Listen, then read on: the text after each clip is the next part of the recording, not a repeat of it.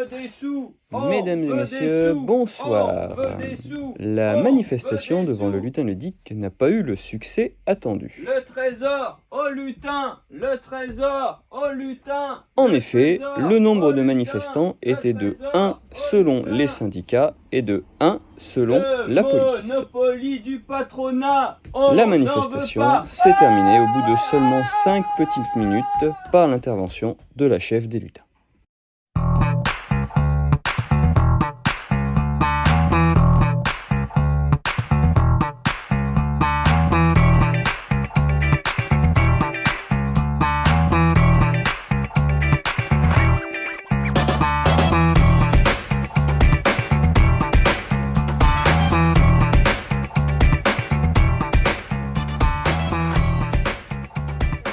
Salut les lutins. Bonjour Jérémy. Salut Cathy. On se samedi matin, Ouais.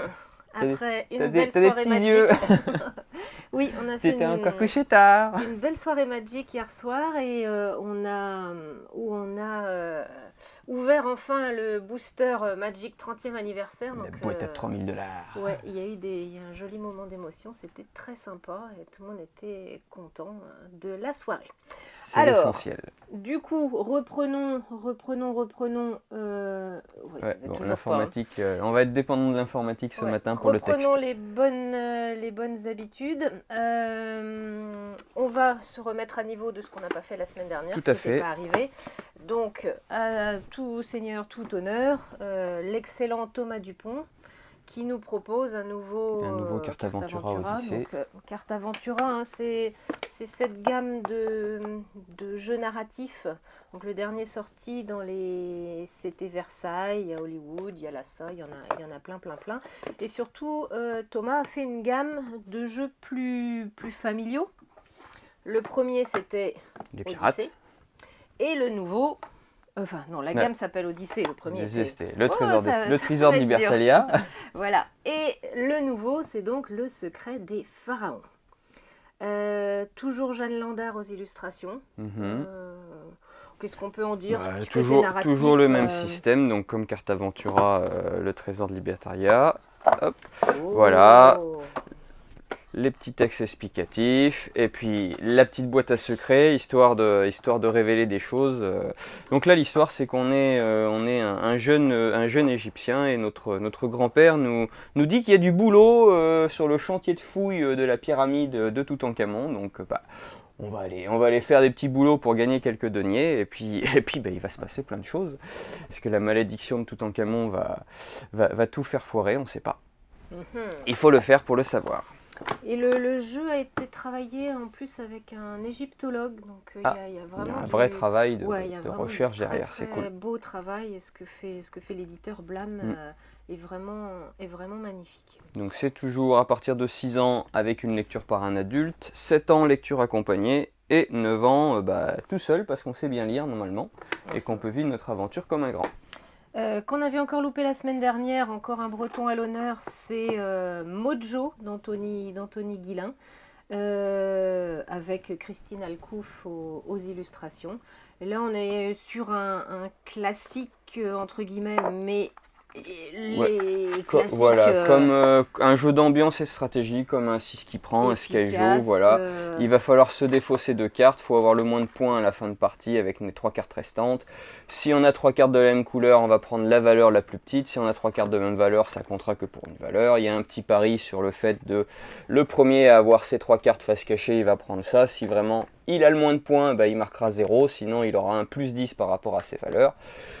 La partie se termine au premier arrivé à 50 points, et celui qui a le moins de points est gagné. Voilà, donc de la stratégie gentille, des petits coups fourrés, comme on aime. Voilà. Familial, 3-8 joueurs, petite demi-heure de jeu. Voilà. Tout ce qu'on aime en fait. Du grand classique qui marche très bien. Oui. Et ben ça y est, maintenant on entame les nouveautés. Les vraies nouveautés de la semaine. Les vraies nouveautés de cette semaine. Il y en a beaucoup. Pourquoi il y en a beaucoup? Parce qu'il y a le salon des Essonnes qui arrive la semaine prochaine ou la semaine d'après. Donc ça c'est le gros rassemblement des joueurs et joueuses plutôt experts, fin d'année, vraiment de très grosses choses qui sont annoncées de façon internationale. Donc forcément, ça y est, les nouveautés arrivent. Et forcément, pareil aussi, autant la semaine dernière, on a vu beaucoup de jeux enfants. cette Mais semaine, là, on va- sent que le niveau, il le est en niveau train de... Ouais. Bien que les jeux enfants, c'est très bien Mais aussi. on va quand même rester sur du niveau assez Ouais, enfin là, classique. c'est quand même du vocabulaire, donc Ouais. c'est un 10 ans. Donc après Cracklist, le jeu du baccalauréat revisité que vous avez apprécié Plébiscité beaucoup, l'an ouais, dernier, c'est grosse toujours surprise, là encore, voilà, hein. toujours, ouais. Ouais, donc sort le deuxième opus de la gamme, Crack World. Donc c'est toujours la même équipe. Oui, c'est toujours le gentil, sympathique monsieur Pierre Faucon, voilà, illustration sa fille Charlotte Faucon. Voilà. Et ben là, on est toujours sur du jeu de lettres, mais Ils sont beaux, il y a leurs ouais, photos, j'avais pas voilà. vu. Donc on va avoir chacun notre pôle de lettres avec notre couleur, donc ça se joue de 2 à 4. On va mettre une ligne de chaque lettre de chaque couleur. Et puis le but, ça va être de créer des mots. Et quand on arrive à finir un mot d'au moins 3 lettres, et ben, le majoritaire en couleur remporte le mot. Et le but, c'est 1 point par carte. Donc c'est de faire le plus de points possible. Voilà. Donc C'est très efficace. c'est très efficace. C'est du jeu de lettres. Ça s'explique très bien, très facilement, multigénérationnel comme le Cracklist. On parle d'un jeu simili Scrabble où il va falloir faire des mots. Sauf que là, on est sur du tour par tour. On peut essayer de commencer à piéger des gens en mettant des lettres un petit peu relou pour essayer de former un mot qui doit exister, mais voilà. Alors, toujours efficace. Oui. Rien à voir.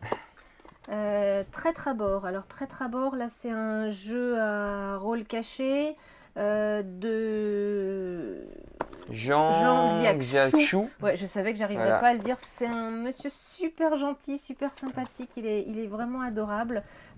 Société d'édition Savannah. C'est des gens avec qui on a plaisir de discuter. Voilà, on va prendre un petit moment à Vichy avec eux sur les salons pour dialoguer et c'est ça qui fait aussi le plaisir du monde du jeu. C'est illustré par Laura Bazzoni. Oui. Donc voilà, jeu à rôle caché. On est soit des pirates, soit des mutins en début de partie. Le but, c'est que les pirates, ils arrivent à un certain nombre de pièces dans le trésor à la fin de la partie, selon le nombre de joueurs. Le but des mutins, c'est que les pirates n'arrivent pas à avoir leur trésor. Donc les pirates gagnent s'ils ont leur valeur de trésor. Ils gagnent s'ils ont balancé tous les mutins par-dessus bord. Grâce à la carte planche, voilà, et ben, les mutins gagnent s'il n'y a pas assez de pièces dans le trésor ou s'ils ont réussi à bazarder tous les pirates. Voilà, donc pareil, jeu à rôle caché, des petits coups fourrés, du bluff, Donc, on se ment dans le blanc des yeux, enfin voilà, comme un loup-garou. C'est un jeu à rôle caché qui reste léger encore. Oui, mais on est sur un peu comme un Wanted où on va, Ouais. on va essayer de piéger les gens, d'essayer de savoir qui est qui, de se tromper, mais voilà. Mais joli. Allez, alors là, tout ce que Ce que tu détestes. pas que je déteste, mais sur lequel j'ai du mal. Là, Ouais. on rentre dans les jeux vraiment, vraiment méchants, entre guillemets. Donc, c'est le nouveau Senji Kanai, hein, c'est Le Monsieur papa de Love Love Letter. Letter. Donc, on retrouve très clairement la patte. L'excellente Pauline Détraz aux illustrations. Ça, c'est du magnifique boulot. Le principe. Des parties très rapides. Oui, voire même Voilà. un tour quand vraiment. Voilà. La Vous allez combinaison de fou. avoir des cartes du coup avec des valeurs et du petit texte. Le but c'est un peu comme un love letter d'être le dernier en lice ou quand on joue notre dernière carte d'avoir la carte leader. Donc la carte leader on la remporte quand on joue une grosse valeur. Sauf que jouer des grosses valeurs, des fois ça n'avance à rien parce qu'on peut se faire éliminer. Donc voilà. Par exemple le 1 on le joue, on remportera pas le leader, mais on est immunisé à tout ce tour-ci. Voilà, donc essayer d'anticiper ce que les autres vont jouer, se souvenir de ce que les autres ont joué, enfin voilà, tout ce qui fait le charme d'un petit jeu à tension et puis... Ça le mérite d'être rapide pour moi. Ça le mérite d'être rapide. Oui. Tester à la journée Blackrock, on a fait un tour. Parce qu'on a joué la même carte et toutes les cartes identiques sont éliminées. Bon voilà, merci, au revoir, terminé, bonsoir. On a vu comment ça marchait. Non, c'est des petits jeux de fourbe comme il y a plaisir à en avoir et forcément pas l'envie de recommencer tout de suite évidemment. J'aurai ma vengeance. C'est ça, ouais. Donc changement complet d'univers, on est sur un jeu de stop ou encore cette fois. Là on va chez Kif Édition. Alors Kif Édition c'est c'est notamment Pierrot, un illustrateur, donc on sent que chez Kif, il y a ce plaisir du beau. Et ça se ressent sur le jeu aussi. Ouais, les derniers de sortie, il y a quoi? Il y a 15 jours, un peu plus, je sais plus, c'était Differencio. Oui, il y a un petit mois. Magnifique mise en scène avec des magnifiques illustrations aussi. Donc il y a un travail artistique chez Kif qui est splendide. Et là, là on est avec un jeu de Christine Alcouf. Et Ludovic Maublanc. Illustré par Christine Alcouf, qu'on avait déjà vu tout à l'heure pour Mojo. Donc là, et ben là on est un gang de voleurs, les Pis. Moi ça me fait beaucoup penser à Cat Size, mais c'est ma génération. Moins de 20 ans. Ouais, même 30 ans. Voilà. Donc le but c'est que à chacun de nos tours on va disposer des petites œuvres et il y a le super commissaire. Comment c'est déjà? Il a un nom génial lui. Alors.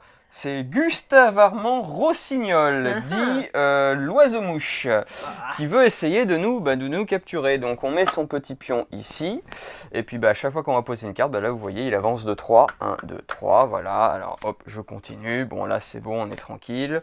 Là on est tranquille. Et puis là la question se dit, est-ce que je continue ou pas? Parce que du coup, si Gustave Armand arrive sur l'étoile, c'est-à-dire qu'il nous prend la main dans le sac, donc on ne pourra pas prendre d'objet. Les autres Pis vont se servir allègrement parce que nous, on s'enfuit pour pas se faire capturer. Voilà. Si on termine avant, on va prendre autant de cartes que nous indique le petit encart en bas. Et si on fait un coup d'éclat, c'est-à-dire qu'on arrive juste avant, on récupère tout. Mais il faut faire bien attention parce qu'il ne faut pas tout bien récupérer puisque donc là, on va avoir des collections. Les collections vont s'accumuler au fur et à mesure, sauf que si on accumule 3 petites cloches, il y avait un petit mouchard dans une des œuvres d'art et du coup on doit défausser entièrement la collection. Donc pour l'avoir testé hier, le début est plutôt plan-plan. Bah ouais, on se disait ça démarre pas, mais il y a une tension qui s'installe au cours de la partie quand on arrive sur les derniers jets de cartes et qu'on voit toute une collection partir. Et vraiment, j'y vais pas, là il y a vraiment la prise de décision. Et il y a moyen de piéger les autres en disant il a déjà 2 machins, j'ai sorti que 2 cartes, je vais prendre celle-là, il va être obligé de prendre l'autre. Donc voilà, une grosse tension qui s'installe au cours du jeu et c'est vraiment, sur la fin de partie, c'est vraiment très plaisant. Il y a des gros retournements de situation. Surtout si on fait pas attention, on dit c'est bon, je récupère tout ça. Ah, il y avait une cloche. Bon. Non, c'est un vrai plaisir et puis alors qu'est-ce que c'est beau, ça brille, ce bleu là qui est magnifique, c'est waouh, c'est vraiment sublime. Donc, bravo à Kif, bravo Christine, c'est merveilleux travail. Et j'en profite justement pour faire une parenthèse dinanaise. Ce week-end, c'est l'arrêt dans la ville. Ce week-end, t'allais faire un casse. Fermez bien vos portes, nous arrivons. Donc durant tout le week-end, il y a plein d'animations culturelles dans la ville, des petites expositions. On vous a fait d'ailleurs une jolie petite vitrine Archimboldo. Donc si vous avez envie de faire une balade dans Dinan, c'est le bon week-end. Voilà, petite parenthèse dinanaise refermée. Je ne vois l'heure, il nous reste 10 minutes avant l'ouverture. On n'a peur de rien. On n'a peur de rien. Allez, le cortège, grosse sortie et grosse attente de la semaine. Donc je vais te parler je vais te laisser parler des concepteurs du jeu, puisque tu les connais bien, il me semble. Bien, oui, j'ai grand plaisir de rencontrer Dorian François qui est nantais. Aux illustrations, c'est Valentin Aubry aussi qui est à Nantes et puis c'est un collègue ludicaire, donc forcément. Et très belles illustrations, j'aime beaucoup la patte graphique du jeu. Les illustrations de Valentin sont magnifiques et ça sert merveilleusement le propos de Dorian. Non, c'est très graphique ce noir et blanc avec qu'est-ce que c'est donc que le cortège? Nous sommes sur un jeu de pichenette sur le thème, donc jeu essentiellement sur le thème du coup de la manifestation. Donc pas de parti pris, on va prendre, on va jouer les 2 camps, donc le pouvoir et le contre-pouvoir à chacun de notre tour. Et puis le but ça va être pour le contre-pouvoir de finir majoritaire dans le cercle bleu, ou alors d'avoir la presse de son côté. Et puis le pouvoir, lui, son but c'est de virer tous les troubles faits, donc de faire un maximum d'arrestations. qui est à souligner, c'est que c'est un jeu de Pichenette, Pichenette. Pichenette. stratégique. Oui. Chaque jeton a des capacités particulières. Il y a le Sur black certains bloc, jetons. il y a, Voilà. il y a les gaz lacrymogènes, enfin il y a des actions, donc il faut bien réfléchir à ce qu'on va pichenetter et où on va aller pichenetter. Donc il y a un... Bah, déjà le Ça côté jeu amène- d'adresse qui est Ouais. déjà un petit peu à travailler, et puis après bah, voyez, elle a toute la stratégie de qu'est-ce que je vais éliminer, sachant que des fois je vais éliminer quelque chose mais il y a les journalistes qui sont là, donc ça va monter le niveau journalistique, et donc forcément donner un petit avantage au contre-pouvoir. Donc voilà, de l'attention tout au long de la partie, et c'est très bien. Et c'est sublime en plus. Voilà. On en refait une partie et puis forcément bah, le propos peut donner évidemment Ça peut amener à de la discussion, réfléchir un peu et, comme on avait eu sur On lâche rien un peu plus tôt voilà. dans l'année. chez Coco Chéri l'éditeur. Ouais. Et là, eh ben, c'est une maison d'édition qu'ils montent aussi de leur côté et on a hâte de voir. Enfin, Dorian qui était au festival professionnel de Vichy parlait de son travail avec tant d'amour et de plaisir, c'en était impressionnant à écouter et j'espère qu'on pourra autant vous faire passer ce message que lui nous l'a fait. Voilà, allez. Petite sortie accélérée. Donc, les vidéocassettes. Voilà, Final Girl, donc on vous l'avait présenté il y a quelques mois déjà, le concept du jeu solo sur les slasher movies. Donc du coup 3 nouveaux scénarios après les 2 premiers qui sont sortis. Donc on a Ikaniamba, voilà, donc sur un mauvais esprit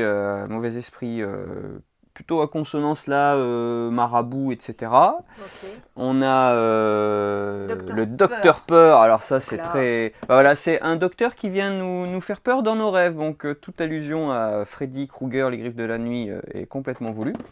Et enfin on a le classique le marionnettiste aussi, dans la foire qui va nous manipuler. Geppetto, celui-là... ouais, celui-là on n'a pas envie de rencontrer son Pinocchio à celui-là. Donc toujours du jeu, oui tu l'as dit, du jeu solo. Du jeu solo, action, va falloir... C'est chez Don't Panic Game, et on avait peut-être un auteur qu'on a oublié c'est des réalisateurs. Ouais. Alors, est-ce que c'est les mêmes? Non, c'est pas les mêmes. Donc du coup, tu les mettras le sur Geppetto, sinon sur le... Parce que ça va être des noms dont on va mal prononcer les choses. Voilà, bon, je mettrai tout ça, effectivement, lors de sur la vidéo. Mise en page de la vidéo. On reste, pas dans du solo, mais dans du coop avec des enquêtes. Des jeux d'enquête. Donc là, c'est sous scellé. Une nouvelle mécanique, nous amène nouvelle édition chez Gigamic. Ouais, trois enquêtes dès le départ. Donc il y a la clé, il y a 63 âmes et le gardien des caves. Gardien des caves, pardon. Pas essayé encore, donc j'ai une boîte à la maison, je vais le tester peut-être pas ce week-end, je vais dormir. Mais bon, ça nécessite une application, oui. À voir exactement pourquoi, mais après voilà, on reste un peu comme sur ce qu'on vous avait présenté il y a quelques temps sur les sous-scellés, sur les dossiers criminels, pardon, les sous-scellés, c'est ça. Du facsimilé, donc de la belle immersion, on se sent bien. Oh tiens, là il y a un truc à regarder dans un miroir. Donc il faut avoir un miroir sur soi. Donc voilà, c'est tout nouveau, tout chaud pour les fans d'escape, de jeux d'enquête. Avec la participation sur celui-ci de Théo Rivière, à souligner. Voilà, sinon c'est Chloé Bondel et Ben Renaud. Allez, on enchaîne. Tadam. Alors, spellbook de notre collègue Phil Walker Harding qui en fait des jeux. Voilà, illustré par Cyril Bertin.